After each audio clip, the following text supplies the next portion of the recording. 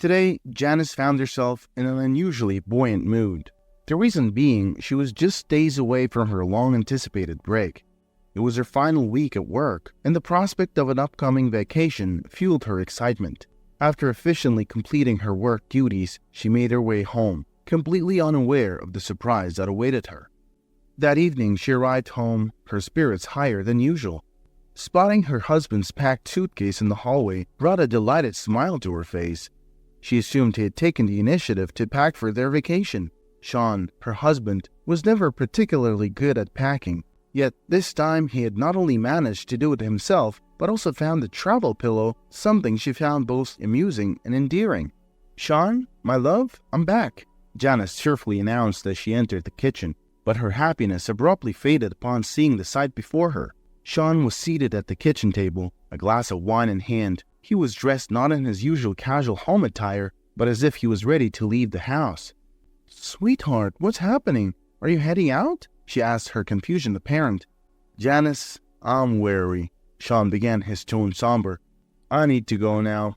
I need some time to unwind, to rest. I'm afraid I might be depressed." Janice stared at her husband, bewilderment clouding her eyes. "Darling, what do you mean? Can't you wait just one more week?"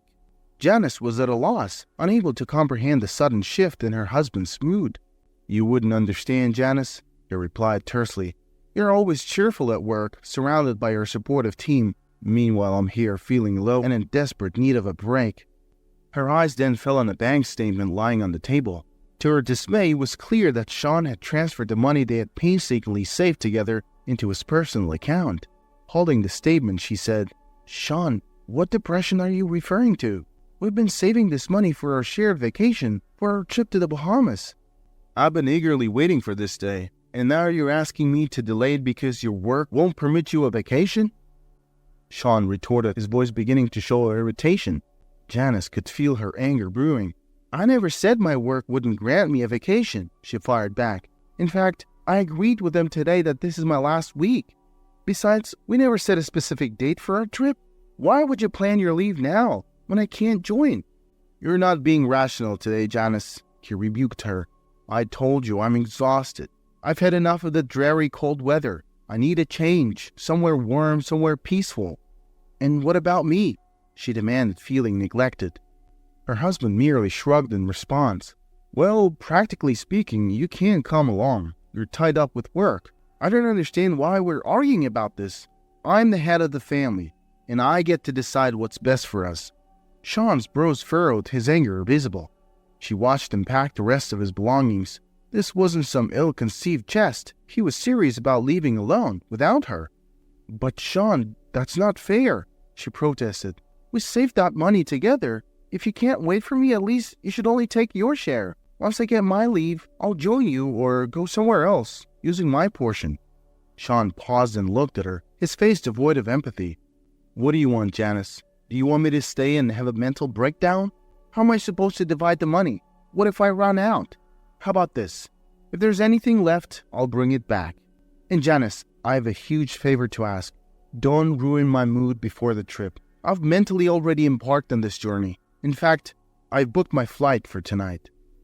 Janice was rendered speechless by his audacity, by the fact that he had already booked his ticket for that very evening. Words seemed to elude her. Pang of hurt constricted her throat, and she retreated to her room to avoid witnessing her husband's departure. She had sensed something amiss lately. He'd been acting out of character, coming home late, initiating uncharacteristic, lengthy conversations. She just couldn't put her finger on why his behavior had suddenly altered. Janice had initially tucked away such troubling thoughts. The fear of confronting them was too daunting. She didn't want to dwell on suspicions that might turn out to be baseless. Instead, she decided to calmly assess the situation.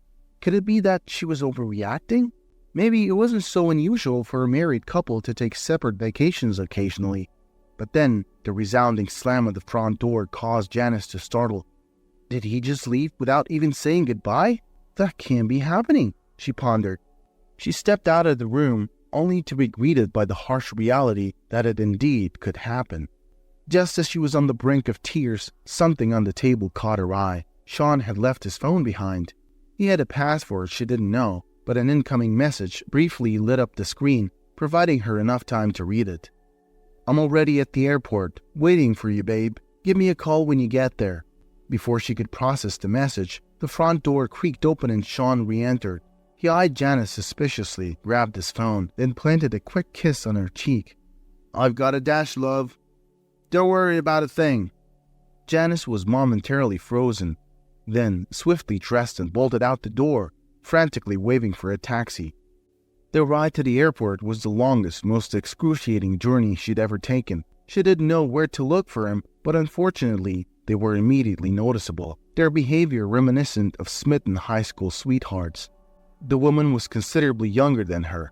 A gasp escaped Janice as she covered her mouth with her hand, watching them from a distance. So, this was it. 5 years of married life. 5 years of believing we were a happy family, she mused. Janice and Sean's story had begun in college. Sean was late for an English class. He was the last one to enter, and there was only one vacant seat. By a stroke of fate, that seat was right next to a very beautiful girl, Janice. Janice was a radiant beauty, so stunning that many guys felt too intimidated to approach her. This lack of attention, paradoxically, dented Janice's self-confidence. She started to believe something was amiss with her, so when Sean ended up sitting next to her, she was immediately intrigued by his apparent courage. For Sean, however, he saw no other choice. He felt at ease sitting next to such an attractive girl, not because he was overly confident, but rather because he deemed himself invisible to her. He believed that he didn't stand a chance, so there was nothing to lose or be nervous about. When a class discussion paired them up, Sean found a reason to talk to her. That's when he discovered that Janice was not just beautiful, but also humble and friendly. Maybe that was when he realized he could sway Janice to his favor. As time went on, Sean grew more comfortable chatting with her, even forgetting their perceived social gap. One day, he offered her a ride home after class. By the end of the semester, they were officially dating. After graduation, they took the next step and got married. But now, their marital bliss had crumbled. Sean was using their shared savings to whisk his mistress away to the Bahamas, while Janice would have to return to work the next day. She would come home to an empty house, waiting for her husband's return from his escapade. She felt utterly alone, without anyone to confide in, seek advice from, or even just vent to. Janice had grown up fatherless, a void that had always gnawed at her. She never experienced a father's guidance, love, or protection, a hollow feeling that left her feeling incomplete. People told her that as she grew older, she would overcome the absence and move on, but the opposite happened. The void magnified over time. In retrospect, she realized she tolerated so much of Sean's unacceptable behavior because she had no model of how a man should treat her. It pained her every time she mulled over this, and now it hurt even more as she found herself stranded in her sorrow with no one to turn to. Janice lost her mother at the tender age of 18. She had since been living with her aunt, but she always felt like an outsider. Her aunt insisted that Janice receive the same treatment as her own children, but Janice knew otherwise. She understood there was no substitute for a mother's love. She managed to stick it out with her aunt's family until she could escape to college. In the blossoming phase of their relationship, living with Sean was nothing short of a paradise for her. The world seemed brighter, and their home was a cocoon of joy and love. However, as the leaves of time turned over, she began to unravel a less pleasing facet of Sean. She realized he was more aware of her vulnerabilities than she had ever been, and was subtly manipulating them for his own advantage. Sean was employed part-time, a fact she was initially accepting of. Meanwhile, she dutifully clocked in her full-time hours, not begrudging him his seemingly easier schedule. However, she began to recognize an unspoken expectation falling heavily on her shoulders. The household chores were her domain alone. Every single day, she found herself knee-deep in dirty laundry, battling with stubborn stains and ironing out wrinkled clothes. Her hands constantly pruned from washing the never-ending pile of dishes, remnants of their meals serving as a constant reminder of her thankless job. And cooking, that was an entirely different ballgame. Every night, like a ritual, she would be seen juggling pans and pots, stirring a delicious meal for Sean, who was ensconced in his own world. Despite all this, she remained silent, choosing to swallow her frustration rather than voice it. "Oh well, it's just one of those things," she would often mutter to herself, downplaying her growing resentment. Sean, on the other hand, was oblivious to her mounting exhaustion. He relished in the luxury of sleeping late, the sun high and bright before he would even stir from bed. His days was often spent locked away in his computer room, engrossed in his virtual world, leaving her alone to manage their real one.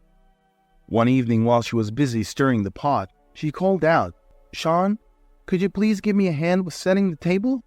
"Later, love," came the distant reply from the computer room as always. She sighed, dropping the subject, just as she had done countless times before. Yet the silent plea for acknowledgement lingered in the air, marking the growing distance between them. When Sean's father Robert fell seriously ill, Sean implored Janice to move in with him, expressing a dutiful desire to look after his ailing father. Robert was aging, frail, and evidently incapable of managing himself alone. But as Janice had anticipated, she ended up shouldering the responsibilities of two men instead of one. However, Janice held no resentment toward Robert. Instead, she embraced him as though he were her own father, caring for him with patience and kindness. Robert, in turn, grew exceptionally fond of Janice. He noticed, perhaps more acutely than she realized, the imbalance in the way his son treated her. One day, he shared cryptic advice with her, saying, "You, my dear, were never meant to settle." His words puzzled her, leaving a question in her mind that would resurface later. When Robert's health improved, he suggested they return to their own home, grateful for his recovery but exhausted from the additional caregiving. A few months after they were settled, tragedy struck Janice's family. Her aunt succumbed to a heart attack. Although Janice felt a twinge of sadness that she wasn't treated with the same warmth her aunt showed her own daughters, her heart still ached at the loss. After all, it was this woman who sheltered and fed her after her own mother's untimely death. Deep down, she harbored a profound love for her aunt. 3 days into her mourning, Sean lost his temper at Janice. "She's dead, Janice. Stop bringing her up. And for God's sake, stop crying," he exploded. "Sean," Janice retorted, her voice wavering, "it's only been 3 days." She hadn't even cried that much. Her grief was mostly silent, carried in her heart rather than shown on her face. Yet Sean seemed to have little understanding or patience for her quiet sorrow. Now, in the bustling airport, Janice snapped back to reality from her chain of thoughts. A part of her wanted to confront Sean, to vent her anger on his mistress, but it was too late. They had vanished into the crowd, while the airport buzzed with people rushing to catch their flights.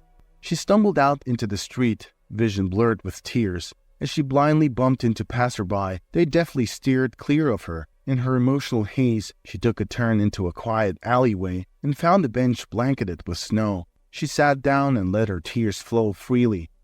Janice lost track of time. She was roused from her sobs by the biting cold. In her emotional fog, a blizzard had crept up on her. She stood up, dusted the snow off, and rubbed her frost-coated eyes. Her eyelashes were fluffy with ice crystals, a sight that might have been beautiful if she could have seen it. As she started walking towards the exit of the alley, she noticed a man hunched over on the curb, his figure coated in snow. Her first thought was that he must be out of his mind to sit in this freezing weather. She was too wrapped up in her own turmoil to concern herself with him. As she walked past him, a glimpse of his eyes, empty and lost, tugged at her heartstrings. On impulse, she turned back and walked over to him. She rummaged in her pockets, found some cash, and extended it to him. He looked up at her with his melancholic eyes. He made no move to take the money, just went back to staring blankly into the distance. Caught off guard, Janice blurted, "Excuse me, sir, might you need some assistance?" She received no response. She found herself questioning her actions. What on earth am I doing, offering help to a stranger who won't even acknowledge me? In a desperate attempt, she suggested, "Perhaps I could get you a warm tea or something?" The faintest hint of a smile tugged at the corners of the man's lips. Encouraged, she didn't wait for an affirmation. She stepped into a nearby cafe, purchased a hot tea and a sandwich, and brought them back to the man. Regardless of her own troubles, aiding the man brought a comforting feeling of accomplishment. It was as if she could momentarily set her worries aside. She handed the man the steaming cup of tea and the sandwich. He looked up at her. This time, his eyes reflected gratitude. As she walked away, the residual warmth in her heart made her feel slightly better. She was hailing a taxi when she heard footsteps behind her. She turned to find the man standing there. "I'm sorry, miss. I forgot to express my gratitude. Thank you for your kindness," he said softly. She responded with a faint smile, It's no trouble at all. We all face problems in life. I hope you find your way out of yours." "Thank you," he replied. Turning around, he slowly began to walk away. As he did, Janice noticed him shivering in the cold. A sudden urge surged within her to extend further help. "Wait," she called out after him. "How about you come to my place? You can warm up there and I can make you a hot meal." The man looked taken aback. "Are you sure? I'm just a homeless man." Janice shrugged. "Have you spotted any royalty here?" "I guess not, but it's unusual. Most people avoid me." "People are different, that's all," she concluded. Janice waved down a taxi. Upon seeing her, the driver wore a friendly smile and held the door open. However, his expression shifted to unease when Janice extended her hand to help the homeless man into the vehicle. "I can't believe it. Are you actually bringing him along?" "He's not stepping foot in my car, lady. I'm sorry." "Excuse me?" Janice replied, taken aback. "I'm sorry, but look at him. He's clearly not clean and he has a strong odor. I'm gonna have to cancel your ride." "Who's going to cover the cleaning costs?" the driver retorted. Janice, angered by the driver's blatant disrespect, clenched her jaw, reached into her purse, and pulled out a wad of cash. "Would this sway your opinion?" she asked, handing him the money. The driver took the money, his fingers swiftly counting the bills. Once he recognized the generous amount, a grin spread across his face. "All right then, get in." The hefty amount Janice had handed the driver seemed to make him chatty. He nattered on about the weather and griped about the low fares he usually received. Once they reached their destination, the driver sped away swiftly.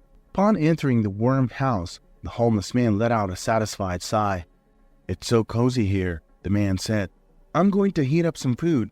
You're welcome to warm up here or take a hot shower. The bathroom has towels and a rope you can use." "Thank you. I know I'm imposing, but I'll gladly accept your offer. Things have been pretty tough, particularly without a proper bath," he admitted. Janice questioned her sanity several times over. After all, she had invited an absolute stranger into her home. She didn't even know his name, and now this man was in her bathroom. Regardless of how many times she questioned her decision, she couldn't find a logical explanation. It was a spur-of-the-moment choice. Her life would never be the same from this day forward. She was just putting the finishing touches on the table when the man emerged from the bathroom, fresh and clean. Janice gawked in surprise and finally remarked, "You look like a different person." He chuckled in response. Janice had managed to set the table in the meantime. As Dylan, the guest who had unexpectedly filled the chair usually occupied by Sean, tasted the worm meal, he complimented its flavors. His words weren't just a passing comment, but genuine praise about the deliciousness of the food. As she listened to him, Janice had an epiphany. It had been an eternity since she had received any form of appreciation. Dylan, a man who was still essentially a stranger to her, displayed a keen sense of observation. He pointed out specific elements of the meal, appreciating the subtle blending of spices and the perfect balance of flavors. This simple act of recognition, so genuine and spontaneous, stirred something within Janice. It sent a ripple of excitement through her heart. It was then that she realized how accustomed she had become to her labor of love being overlooked. For so long she had toiled tirelessly without a word of thanks or a morsel of gratitude. But with just a few sincere words, Dylan had managed to validate her efforts, and for that, she felt a warm glow of appreciation. Feeling a sense of comfort in Dylan's company, Janice found the courage to ask, "So, what's your story?" As the words left her lips, she saw a sudden shift in Dylan's demeanor. His easy smile faltered, and his eyes welled up with unshed tears. It was clear that revisiting his past was a road paved with sorrow for him. Just 2 short years ago, Dylan's life was the picture of normality, the kind most people yearned for. A loving wife, a sweet little daughter, and a cozy house in the suburbs painted a picture of perfect domesticity. They had plans for a joyous family trip to celebrate their daughter's 6th birthday. They had all been looking forward to the little getaway, but life had other plans. As they drove on the rain-soaked mountain pass, their car lost control, skidded dangerously, and plunged over the guardrail. In that terrifying moment, Dylan's world was shattered. His wife and daughter, the core of his existence, were cruelly snatched away in the tragic accident. It was a harsh twist of fate that Dylan himself survived the crash, physically unharmed but emotionally devastated. As he shared his story, the pain in his voice echoed in the silence of the room. Janice could feel the heart-wrenching sorrow etched into every word. The anguish of losing his loved ones was more than Dylan could bear. He was engulfed by a sea of guilt, pinning the blame for their untimely deaths squarely on himself. Residing in a house once pulsing with life, the merry laughter of his little girl, the loving whispers of his wife, was now a torturous ordeal. The walls echoed with their memories, every corner a cruel reminder of his loss. To numb the piercing pain and escape his tormenting thoughts, he sought solace in the bitter embrace of alcohol, but the temporary escape soon spiraled into a damaging habit. As he retreated into a shell of self-condemnation, he pushed away everyone who attempted to extend a helping hand. Friends, family, their efforts to pull him out of his despair met with a brick wall of refusal. For Dylan, life had lost its luster, its very essence fading into the gloom of his grief. His mounting addiction and the hollow echo of his family's laughter in his lonely house began to take a toll on his professional life. He received multiple warnings from his employers, each one falling on deaf ears. Inevitably, he was fired. A few months later, with his finances drained and debts mounting, he was evicted from the home that had once been the center of his universe. His life, once marked by love and laughter, had succumbed to an unending spiral of despair.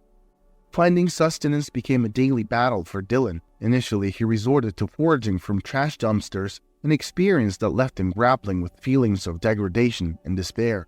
However, as he gradually learned the ropes of street survival, he discovered that there were some restaurants willing to lend a helping hand to the homeless. Establishments specializing in bread products, such as bagels and sandwiches, often had surplus food that they were willing to give away. His guilt over the tragic loss of his family had initially led him to this destitute lifestyle. However, over time, he began to see the damaging effects of homelessness. The harsh realities of street life began to weigh heavily on him, pulling him down into a cycle of despair that seemed increasingly difficult to escape. The lifestyle he had initially chosen as a form of self-punishment was now trapping him, threatening to consume him entirely.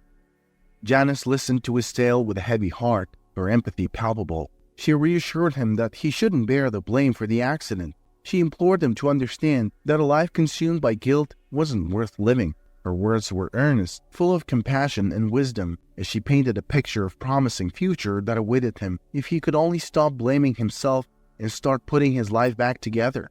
Throughout their conversation, Janice maintained steady eye contact, her eyes radiating warmth and understanding. Her kind smile never faltered, offering him comfort and acceptance. For Dylan, who hadn't felt such warmth and kindness in 2 long years, her generosity was overwhelming. This encounter with a complete stranger who had not only let him in for a hot shower and a meal, but had also offered him empathy and advice, was a ray of hope in his otherwise bleak existence. The spark of hope that Dylan felt was unlike anything he'd experienced in the past 2 years. He had spent so long aimlessly wandering, living on the streets, nursing his guilt and steeped in his sorrow. He had almost forgotten what it felt like to have a purpose, a goal, a desire for a future that held more than just mere survival. Meeting Janice, receiving her compassion and understanding, and hearing her encouraging words had triggered something within him. He felt a strong pull, a stirring in his heart to break free from his self-imposed chains.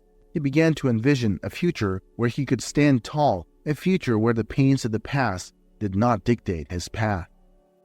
The desire to change was no longer a mere thought, but a compelling force driving him. He longed for the warmth of a home, the comfort of a steady job, and the healing power of connections with others. Most of all, he yearned for self-redemption, a chance to forgive himself, and the opportunity to rebuild his life from the ruins. At one point, Dylan realized he was still dressed in a borrowed robe. He jumped up, looking at himself awkwardly. "Is this your—" he started, but Janice offered a sad smile. "It's okay. Don't worry about it." Dylan sat back down. Once they had finished their meal, he rose and began gathering his dirty clothes. Sensing his discomfort, Janice told him he could use her washing machine and stay the night. "I'm sorry for being such a burden. I don't even know how to thank you." "It's all right, Dylan. Don't worry. Everything's okay." "Thank you once again." Dylan hesitated before asking his next question. "Janice, may I use your computer, please?" Dylan requested, breaking the silence. "Of course, feel free," she responded, gesturing towards her laptop. As Dylan began clicking away on her laptop, Janice sat in the living room, her mind swirling with her own tales of sorrow. She longed to unburden her heart to this stranger who had shared his deepest pain with her, but the words remained stuck in her throat. Gathering her courage, she rose and walked over to Dylan. "Dylan," she started, her voice shaking slightly, "I don't want you to think less of me for letting a stranger into my home.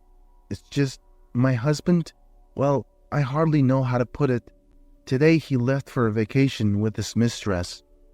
Dylan's fingers froze above the keyboard, and he turned to look at her, his eyes widening in surprise. "Really? That happened?" She nodded, sharing a brief overview of her predicament. Dylan shook his head in disbelief. "I thought this kind of thing only happened in movies. I'm really sorry to hear that." "So what's your next move?" She sighed heavily before responding. "I'm gonna file for divorce, but..." "But what?" Dylan urged her to continue. "I'm just not sure. He might not be on board with the idea." Dylan paused, his brows furrowing before he let out a soft chuckle. "Wait, so let me get this straight. Your husband is off gallivanting with his mistress, and you're worried he might not like the idea of a divorce?" The absurdity of the situation was evident, but it wasn't amusing. As Dylan looked into Janice's eyes, he saw a hint of fear mingling with the confusion. This kind, innocent woman, so beautiful in her simplicity, was caught in a whirlpool of emotional turmoil. "Are you scared of him?" he gently asked. "I don't know. We've been together for 5 years, and now I just don't know what to do." Dylan nodded sympathetically. "Go ahead and get some rest, Janice. We'll figure something out together." Dylan shook his head again and turned back to the computer screen. Exhausted, Janice decided to stretch out on the couch. She was awoken by the sound of her alarm clock the next morning.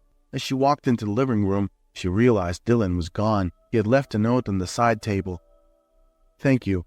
Till we meet again." Suddenly, the house felt too quiet. Janice was hit by a wave of unexpected loneliness. It was as if she had lost something precious. She shuffled into the kitchen to make herself a coffee.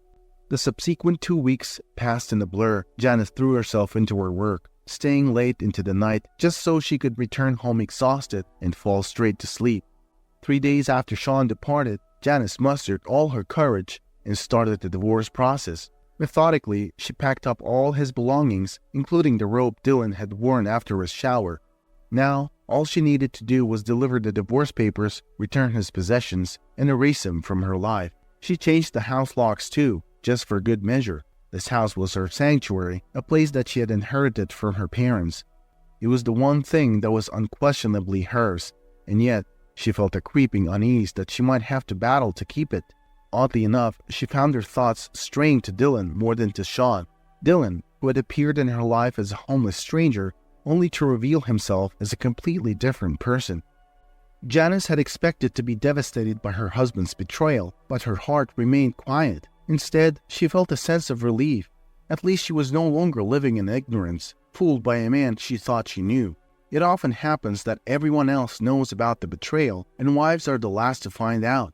It can make them appear foolish in the eyes of others. Janice's mood only improved with her newfound freedom. She was already envisioning herself preparing a salad and watching a romantic film, enjoying a quiet evening at home.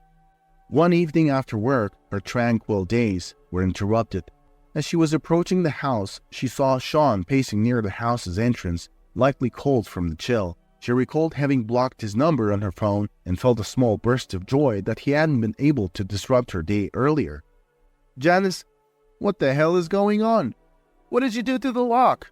And what about my phone? Why do I have to freeze out here?" Sean demanded. Janice faced him calmly, a slight smile gracing her lips as she spoke. "I've changed the lock, Sean, and I've blocked your number." His surprise was evident, but it was short-lived. "Have you lost your mind? Who do you think you are? Hand over the keys now, and you go for a 3-hour walk in the cold. See how you like it." Janice calmly searched through her bag, causing Sean to smirk in satisfaction. She realized with a jolt how accustomed she had become to his bullying tactics, and how often she had let it pass in the past. However, instead of keys, she produced a document. "Here, these are divorce papers." Sean took the papers without thinking. "Whose divorce?" he asked, bewildered. "Ours, Sean. I know you didn't go to the Bahamas by yourself. I saw you with her." You can pick up your belongings any day, just not today. Today, I don't want to see you." He took a few breaths, and when everything dawned on him, he surprisingly spoke quite confidently. "Well, guess what? You're a rat to follow me like that. Good wives close their eyes on such things to save the marriage, and you chose the hard path. I'm a young and handsome man. I'm interesting, and women approach me." Janice interrupted him. "Well, then you won't have to spend the night on the streets." She spoke while looking at the driveway. She had never seen such cars appear in their neighborhood. A convoy of 3 large SUVs quietly entered and stopped. At that moment, Sean grabbed her hand. "You're gonna do what I say. You thought you could leave me just like that? Well, you were wrong. I'm gonna make your life miserable. Give me the keys, now." He raised his other hand to strike Janice. She closed her eyes and in the next moment realized that no one was holding her hand anymore. "Janice, are you okay?" She opened her eyes. It couldn't be. It was Dylan's voice. He was standing in front of her, rubbing his fist. Behind him, Sean was struggling in the snow, while a few strong guys stood between Dylan and Sean. Janice smiled. "It's you?" "Yes, it's me. I was worried I wouldn't make it in time. Any chance you have more of those delicious meals?" Dylan asked, a smile lighting up his eyes. Janice nodded, her eyes suddenly brimming with tears. Evidently, all the pent-up tension and stress had finally found a release. She buried her face into Dylan's chest, staining his expensive coat with tears. He gently patted her back, softly uttering, Hey, it's okay. Everything's okay now." Sean, who was struggling to get back on his feet, was a mere spectator in this emotional reunion. His earlier arrogance was replaced with a stunned and shocked expression. Dylan's arrival not only saved Janice from the immediate threat posed by Sean, but also signaled a turning point in her life. It was the moment when she finally let go of her past and took the first step towards a new and potentially happier life. As for Sean, he watched his whole world crumble in front of his eyes. His threats fell on deaf ears, and the realization of losing Janice began to sink in. Comfortably nestled in front of the television, Janice busied herself with brewing some fresh tea as Dylan began to reveal another part of his life that he hadn't previously shared with her. The words she had imparted to him about letting go of the past and forging ahead had struck a chord deep within him. She had unknowingly guided him towards a newfound sense of purpose and resilience. Once again embarking on the path of professionalism, Dylan returned to his previous job, to the joy and relief of his friends and colleagues who had missed his presence. As an agent for the Secret Service, he held a unique and critical role. His first order of business upon his return was to ensure Janice's safety and security, establishing a protective detail to watch over her. "You pulled me back from the brink, Janice," he admitted. "I couldn't simply overlook the kindness you've shown me." Janice looked at him in disbelief. "Secret Service, huh?" she repeated, trying to comprehend the information. Dylan nodded, sipping his tea. "Yes, I've been working there for years. When I lost my family, I lost myself too. I left everything behind and spiraled into a dark place. I couldn't even bring myself to reach out to my colleagues. But you reminded me that life is worth living, that it's possible to start anew even when it feels like the world has ended." Janice was silent, stunned. A multitude of emotions flashed in her eyes: surprise, confusion, appreciation, and something else Dylan couldn't quite identify. After a moment, she managed a small smile. "Thank you for everything." The tranquil silence that now enveloped Janice's house was a stark contrast to the turmoil that had taken place just an hour earlier. The events had unfolded so swiftly that Janice was still reeling from them. Dylan had departed without uttering any promises, without giving her any clues about his next course of action. He had simply thanked her and left. Remarkably, despite Sean's deeds, Dylan had managed to find a silver lining. In a tone brimming with sarcasm, he thanked Sean for his indiscretions. If it hadn't been for Sean's affair, Dylan would have never crossed paths with Janice. He expressed his gratitude for this unexpected, yet significant meeting, adding another layer of complexity to the day's events. 2 days passed, filled with mundane routine work and quiet evenings at home. The roller coaster of emotions from a couple of days ago had begun to subside, leaving Janice with an unusual sense of tranquility mixed with curiosity about what the future held. One evening, after a long day at work, Janice was heading back home. As she walked along the familiar route, she saw a figure that made her heart flutter. There, standing a little distance from her front gate, was Dylan. He stood tall under the gentle evening light, his silhouette casting a long shadow on the pavement. He was looking her way, a smile illuminating his face. In his hands he held a bunch of flowers, their vibrant colors a stark contrast to the fading light of the day. His appearance was significantly different from their last encounter. He was well-groomed and dressed neatly, a far cry from the disheveled man she had first met. His eyes, once haunted by despair, were now twinkling with hope and what seemed like happiness. At that moment, Janice remembered her ex-husband's father's words. "You, my dear, were never meant to settle." She now understood the meaning of his words.